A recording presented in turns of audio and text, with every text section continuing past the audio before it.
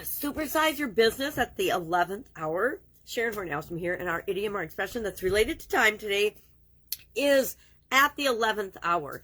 This is actually one of those idioms that is from the Bible. It has biblical origins. It comes from a parable in Matthew where a bunch of workers are hired and they're doing a job, and at the 11th hour, when they're almost done working, new workers are brought on board to complete the task, and all of the workers are paid the same. Even though some of the workers started right before the end of the day, they all made the same amount of pay. Despite being brought in late in the job, and there's an example of 11 hours working in a vineyard, some other workers were brought in, and again, they were all paid the same. They thought it was too late, but they came in and they realized that it wasn't too late. So what does this idiom or expression mean? It means that sometimes good things happen, or things happen to save the day, save the project, save the business, save the situation right at the very last moment, right at the time before it's almost too late to save something. So for example, sometimes in different businesses I've been involved in, we got financing for a project or a plan or a property acquisition right at the last minute. We had financing and it fell through, then we thought the project was dead. All of a sudden at the 11th hour, we found a new source of financing. Same has happened with me in different businesses where we were launching a new business and a partner filched out, but then right at the last minute we found a different partner, and actually a better partner than had we gone with the first partner in the first place.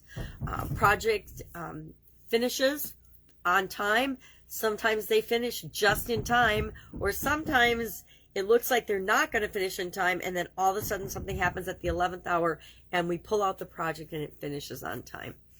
Just-in-time inventory arrives intentionally just in time to be used in the production process. Maybe you're doing a big order for a customer, or providing a product or service, and you deliver it right at the 11th hour, right before they absolutely positively have got to have it. I personally say that's cutting it too close.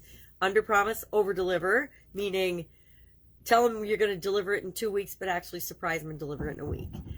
Unless, of course, they need it in a week, and then you can do that. Again, it's about your personal beliefs and objectives about business, but mine over years of experience has been under promise, over deliver, under promise, over deliver. You never go wrong by delighting people versus disappointing them. You only usually get one opportunity to disappoint people, and then they don't do business with you anymore in the future because you didn't do what you said you were going to do. You disappointed them.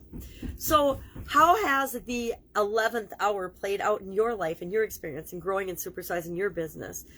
I believe that we don't have a certain amount of time that we have to build and supersize and grow our business, and that it's a continually evolving process, just like we're continual works in process.